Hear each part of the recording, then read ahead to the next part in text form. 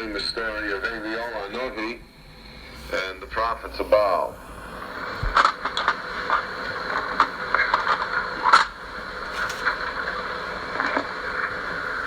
The background to the Haftorah is that the Navi Eliyahu had fled from Achav and Izebel, and the king and queen of Israel, and they were out to destroy him, to kill him. If they would have found him, they would have killed him. So he flees, and he hides in the desert, and he's supported miraculously.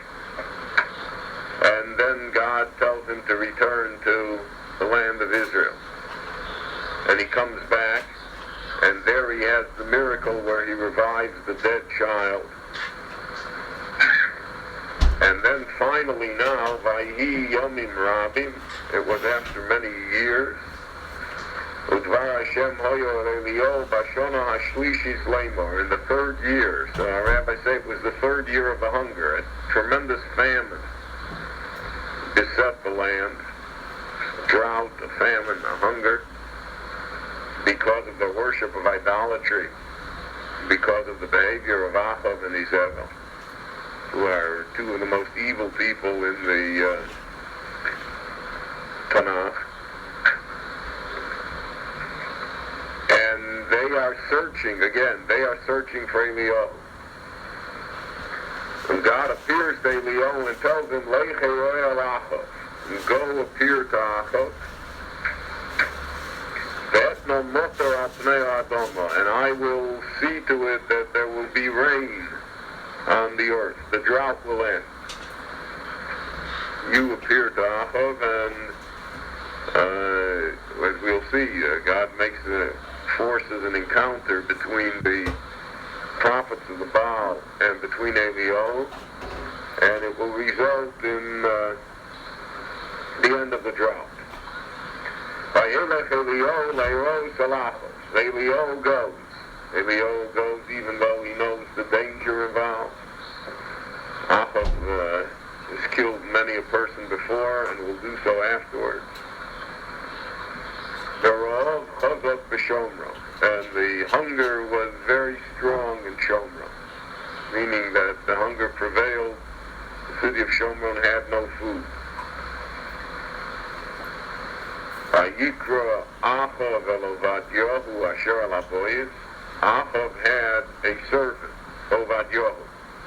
This Ovadyahu is the Navi Ovadyahu, the prophet Ovadyahu, who is a righteous and pious man, but who finds himself in a strange situation as being the chief chamberlain of the king Achav. And Achav is a man that he cannot refuse.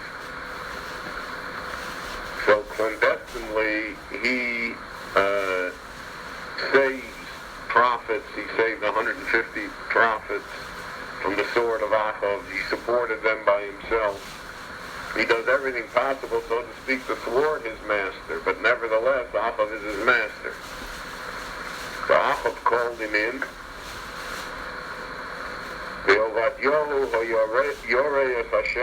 It says in Tanakh. He was a very great God-fearing person. So again, it's very hard for us to reconcile the fact that he's a very great God-fearing person with the fact that he is the chamberlain in the house of Achav. Some commentaries say that Achav appointed him and now towards the end of the hunger because nothing else is working. So he says, well, maybe, maybe if we get a righteous person, maybe if we'll bring the religious people in with the government, etc., maybe it'll get better. Unlikely pshat, though. It's hard to know.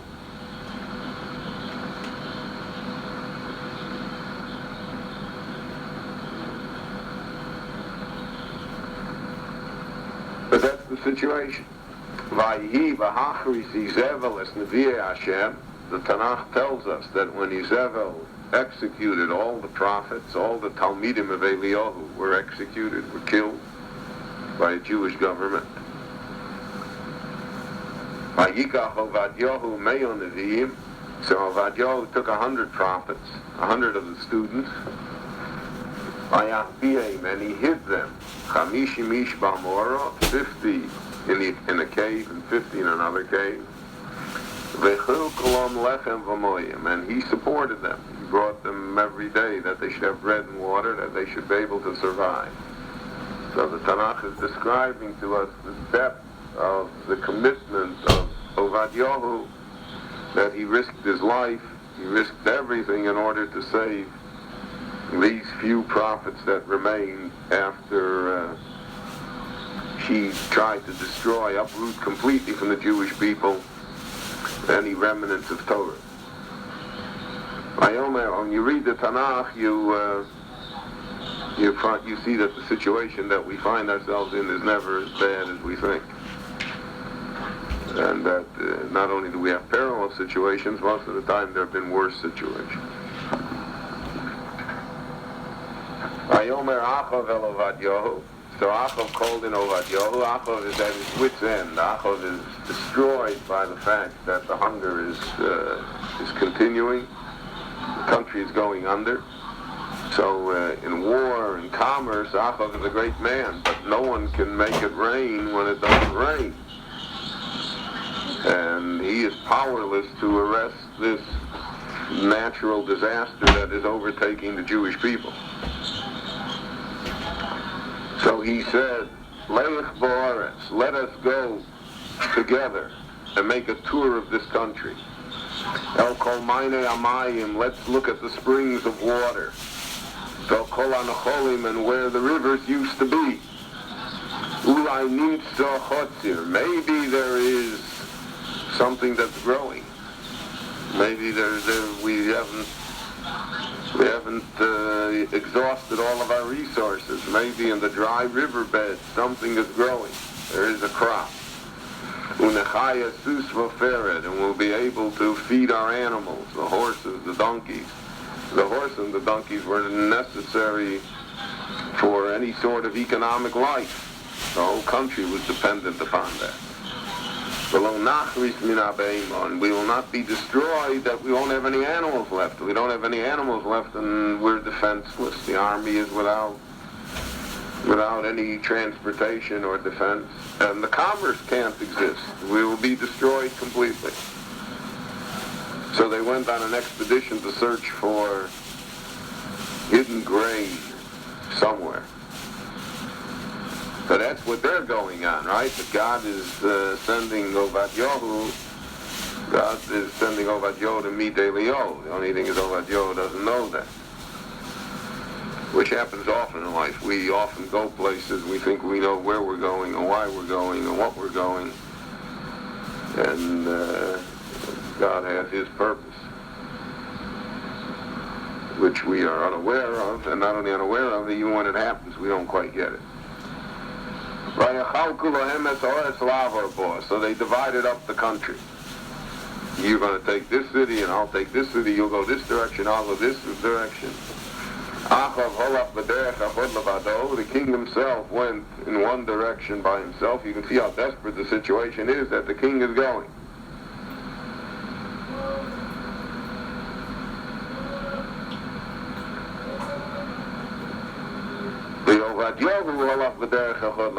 Ovadyahu goes the other way. He's going on his own. And as Ovadyahu goes down the road looking for water and for grain, who does he see? The prophet Elijah.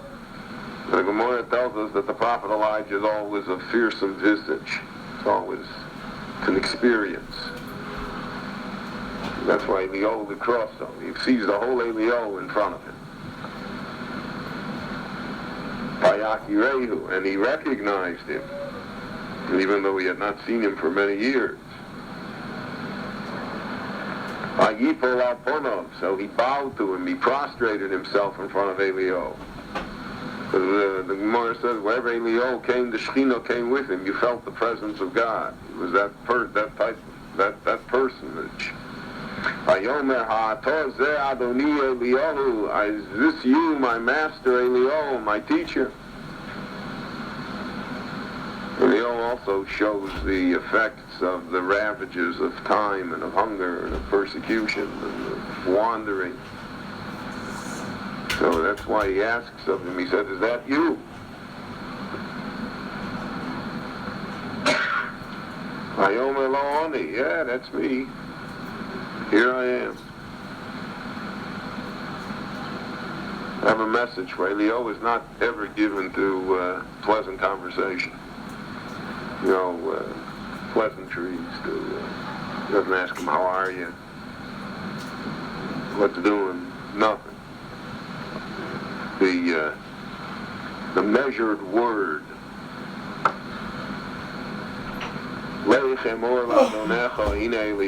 Go find your master and tell him Elio wants to see him.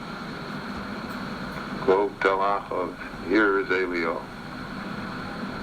Now, they've been looking for Elio high and low for years. I've got the whole FBI and the CIA looking for him. And all of a sudden, he meets Ovadio, meets him on the road, and he tells him to go tell the master. So he doesn't know what Achav's response will be. He said to him, woe to me, what is my sin? What are you doing to me? You're destroying me. You are giving me over in the hands of Achav, he will surely kill me. Why?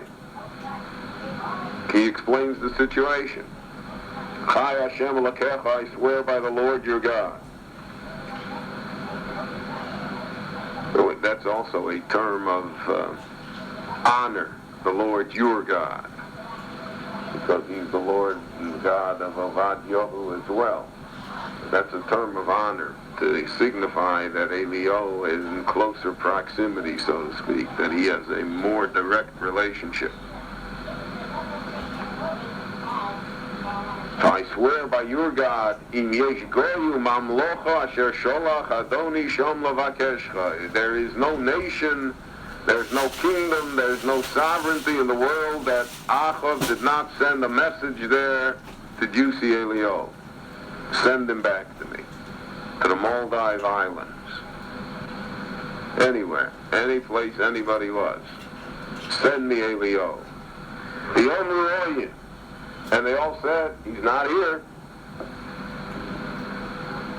We don't know him. And he made them take an oath that you were not there and that they did not find you. I mean, it's an obsession he's describing to Elio. That to Achav, it's an obsession. Achav has to have it. And therefore, Ato Omer, you say to me, now you come and say to me, go tell him, Elio is here. Yeah, I know what's going to happen. I'm going to go away from you. I'm going to run to the king, right? It'll take me a day to get there. I'll catch up to the king. And God's Spirit will lift you up to a place that I know not where you are. You will escape again. God has protected you with a cloak of invisibility. No one can find you. Now, I know you're not going to stay here and wait to be killed. So then you're toying with me. You just want to make a fool out of Achav. And you're using me as the tool. Uvosi lahagid la'achav, I will come and I will tell Achav, oh, Elio is waiting for us, on mile post number 182, right, on the Nablus Samaria road. And he'll come below Yimtzracha, and he will not find you. You will have gone. You will have left. Haragoni, and his reaction will be to kill me. In the ancient world, as in the modern world, the messenger who brings bad news is the one that gets it. The solution always is to kill the messenger.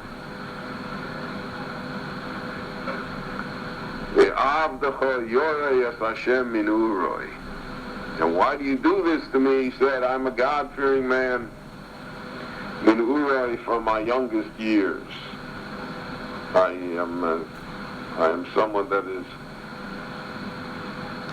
been from my youngest years a follower of the Ribono Shel Olam. I've risked my life for it.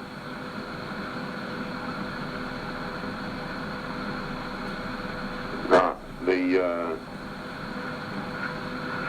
Meforshim say that Ovadyahu is either himself was a ger or he's descended from gerim. Ovadyahu was a convert from Edom, from Esau. So that's why he said, "V'avdecho yorei es Hashem min uroi," from my youngest time, from when I came to my own mind. In other words, and yeah, I have made the supreme sacrifice to come here.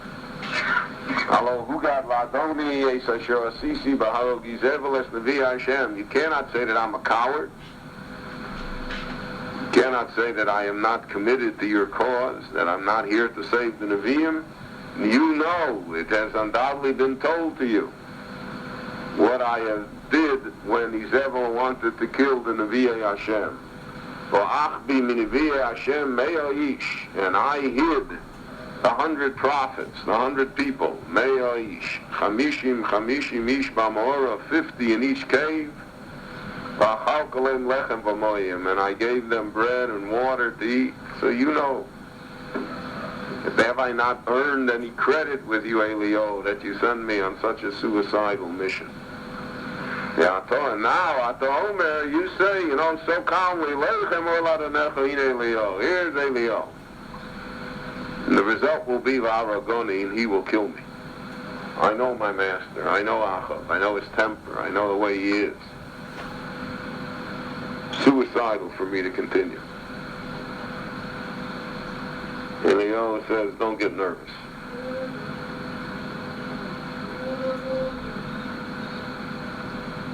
Vayomer Elio, Chai Hashem Tzvokos, I swear by the Lord of hosts, Asher Amarti Lefonov, that I have stood before him, meaning that I am his servant, that I am his representative, that I'm always see myself as standing before him. That's one of the ideas that's basic to a Jew, is that he or she should see himself or herself always as standing before God. Shivisi Hashem lenegdi somit. God always appears before him. I always see that God is there. If a person thinks that God is there, then it's much easier to stay out of trouble.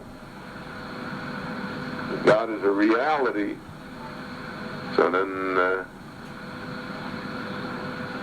it's just a great aid to inhibition and to self-control. I saw that in an education magazine that there was a school, I forget where, a school, a major urban school, where they installed the intercom system that you can listen in the classrooms, and the principal also installed closed-circuit TV cameras, but they were all dummies. They weren't hooked up to anywhere because he couldn't afford the system.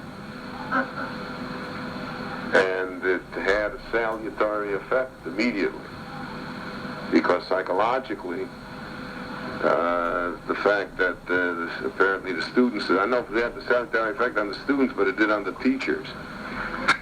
The fact that they felt that they were being observed, or could be observed, so then a person behaves in a different fashion, and one is more careful,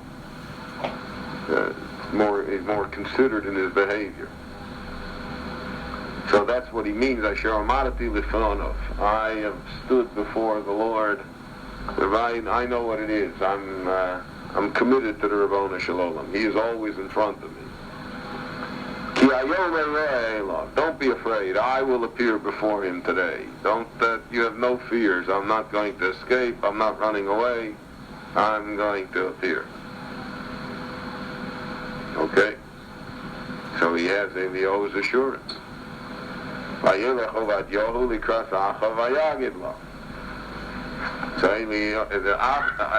Ovadyahu proceeds to find Achav, and he told Achav, listen, I didn't find any water, and I didn't find any grain, but guess what I found?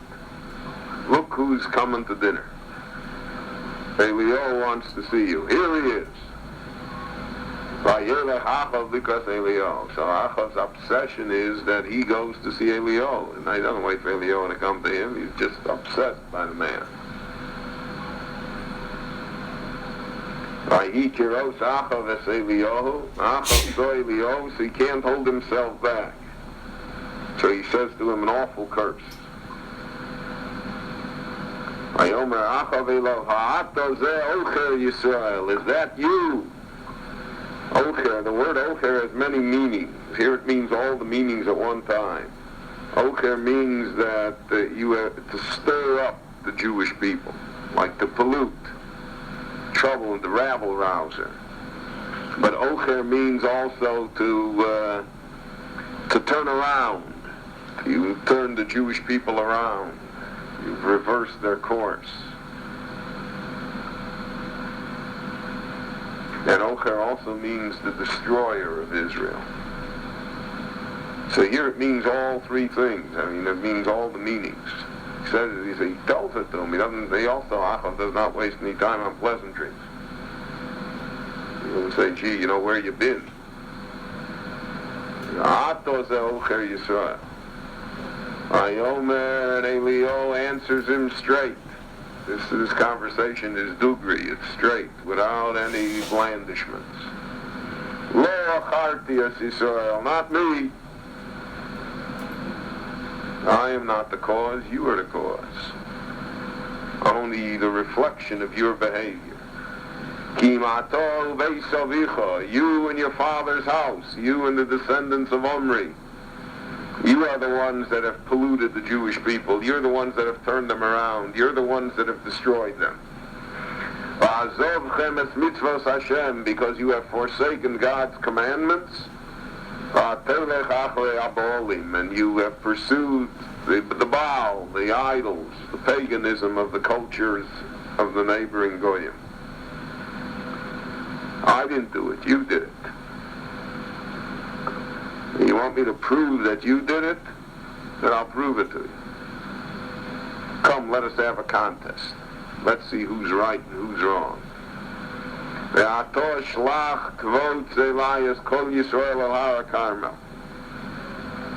Bring the Jewish people to the mountain of Carmel. That's the city of Haifa. By tradition, there is a cave called the Moras Eliyahu, the cave of Elijah, which you can see. It's right on the Carmel by Yom Yavo. The mountain of Carmel descends steeply into the sea, into the Mediterranean, just south of Haifa. And in fact, Haifa is built on the Carmel, 3 levels of the city.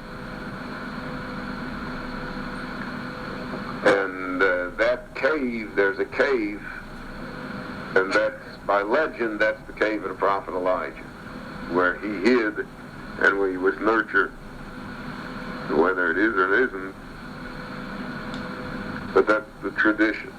And here on the Har Carmel, at the top of the mountain, the contest will take place, and all the people will see, because they'll all have a clear view of the top of the mountain, and they'll see this contest between me and between the Nevi'ei Baal. So gather the Jewish people. Let's see who's right and who's wrong. That's Nevi'ei Baal Arba Meos V'Chamishim. And bring the prophets of the Baal, the 450 prophets of the Baal. They had prophets that were accredited to the court of the king. So the Baal had 450. When Nevi'ei Asherah, which was a different god, or goddess, which was a tree that they worshiped, it really was a goddess of fertility, Arba Meos, another 400. Ochle Shulchan Izevel, all of whom are supported by the government. All of whom eat every day from the table of your wife, of the queen Izevel.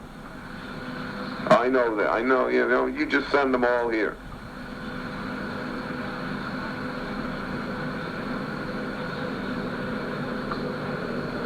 So most of the Mepharshim say that the 450 Nevi'ei Baal showed up because Achav made them show up, but the other 400 of Nevi'ei Asherah, they beat it because they knew that they weren't going to win the contest with Eliyahu, and therefore they escaped. Again, it's very hard for us to put ourselves in the frame of reference of the paganism of that time, but it's obvious that it had a tremendous hold upon people, and that it was not an easy matter to escape from it.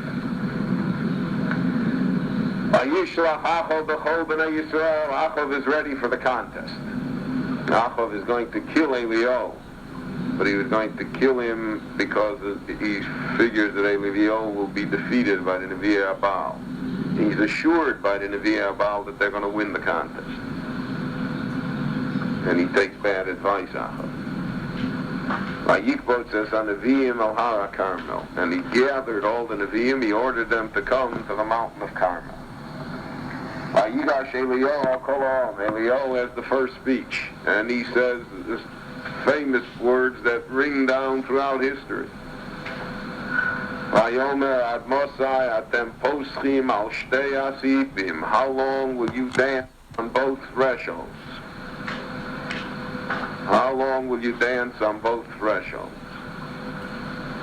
Which door do you want to go in? Im Hashem Elokim lechu acharov. If you believe that the Lord is God, then go after Him. V'ima Baal, and if you believe Baal, lechu acharov. But not both together. Now, Eliyahu puts his finger on the problem. The problem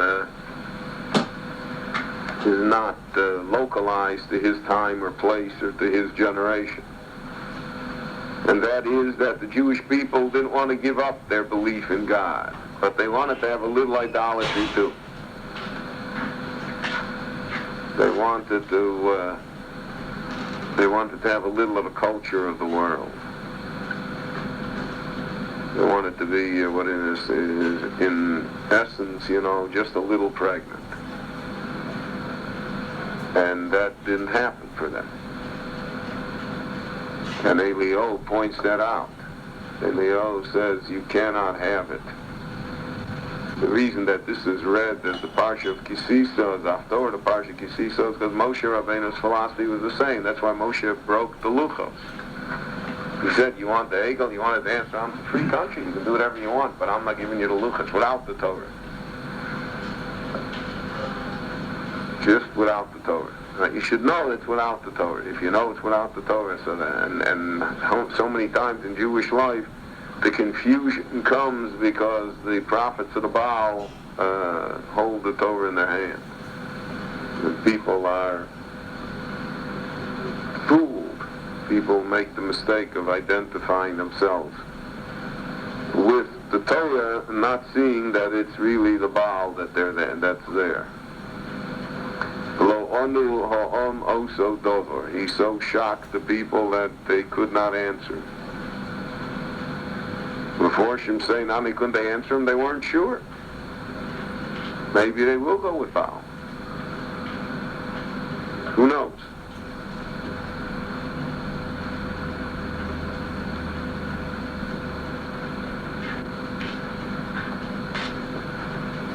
The people are also beaten to the ground. They're in the middle of a drought. They have nothing to eat. Their families are being destroyed in front of their eyes. They're in the middle of a great disaster. And they're called to make such a great decision, they're not prepared to deal with it. That's almost so dover. They answered him nothing. They had nothing to say. Eliyahu says, I'll show you an even contest. Ani nosarti novi la'Hashem levadi. I am the last prophet alive to God. I'm the only one left. Everybody else has been killed. Everybody else is in hiding. Everybody else is gone. I'm the only one left. One poor old broken man. And they are 450 men. So the majority is theirs. But again, even though we are basically a democratic people, we do not decide matters of importance usually by the rule of the majority. Certainly not matters of faith. The majority can be wrong. And if the majority says it's night out when it's day out, so it still is day out.